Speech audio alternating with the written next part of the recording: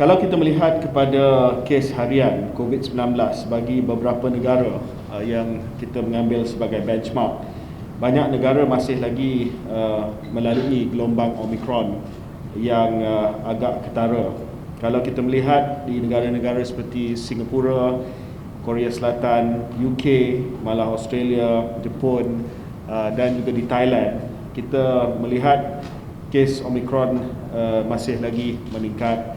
Dan setakat 15 Februari, Malaysia mencatatkan kes sebanyak 629.75 kes per 1 juta penduduk.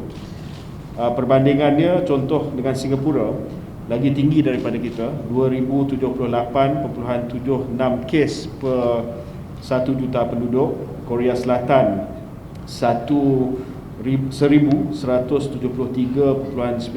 kes per 1 juta penduduk.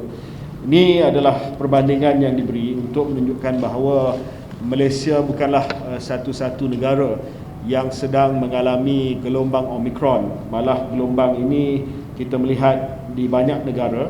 Ada negara yang mana sudah pun mencapai kemuncak dia, seperti United Kingdom dan juga Australia. Tetapi ada negara-negara, terutamanya negara-negara di rantau Asia, yang masih lagi melalui gelombang Omicron. Minta maaf, ada typo di situ, Februari 2022 bukan 2020 ya.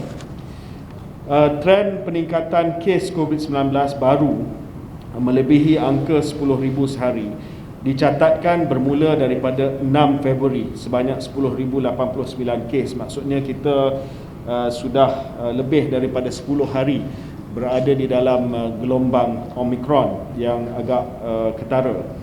Peningkatan diperhatikan setiap hari sehinggalah kita laporkan pada 16 Februari jumlah 27,831 kes, iaitu kes harian yang tertinggi sejak mulanya pandemik ini. Walaupun peningkatan mendadak yang diperhatikan, purata kematian harian mingguan disebabkan COVID-19 tidak menunjukkan peningkatan ketara berbanding sewaktu kemuncak kes yang dicatatkan pada bulan Ogos yang lepas. Purata 13 kes kematian sehari dicatatkan pada minggu epidemiologi 5 tahun ini berbanding purata 345 kes kematian sehari pada kemuncak gelombang varian Delta.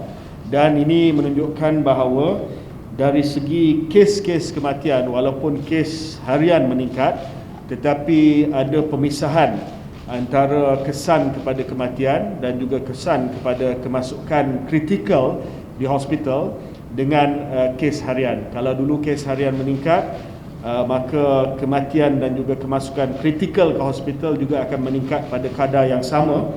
Tetapi sekarang ini, setakat ini, kita melihat ada pemisahan antara dua data tersebut, ataupun apa yang disebutkan sebagai decoupling of cases and severity setakat ini. Dan ini juga adalah pengalaman daripada negara-negara lain di mana sudah ada pemisahan antara bilangan kes dan keseriusan kes ataupun severity daripada kes-kes yang baru. Namun demikian, KKM juga melihat ada peningkatan bilangan kemasukan pesakit ke dalam hospital. Ini tak dapat dinafikan ya, walaupun kes kematian dan kes kemasukan kritikal, contohnya ke unit rawatan rapi, masih lagi tidak meningkat seperti mana kes harian. Tetapi apa yang kita melihat, ada juga kenaikan kemasukan ke hospital.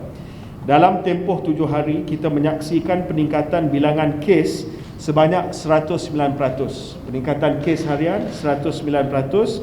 Peningkatan kemasukan ke hospital di kalangan pesakit COVID-19 42%. Jadi walaupun dia tak sama dengan bilangan kes, tetapi memang kita akui meningkat.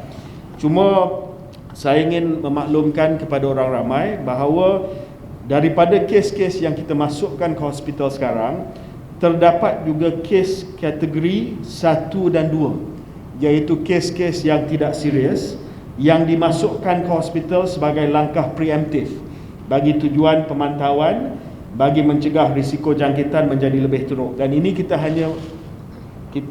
hanya beri kepada, ini hanya kita masukkan ke hospital kes-kes yang berisiko tinggi.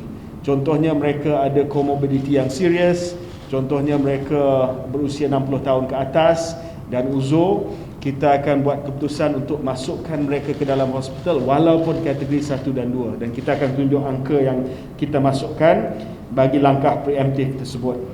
Saya ingin maklumkan bahawa dari segi kes, dari segi kemasukan hospital, inilah dia punya keadaannya. Utilization ataupun penggunaan ni hospital adalah pada 61%, dan ini meningkat sedikit berbanding dengan peningkatan kes yang sedang berlaku sekarang.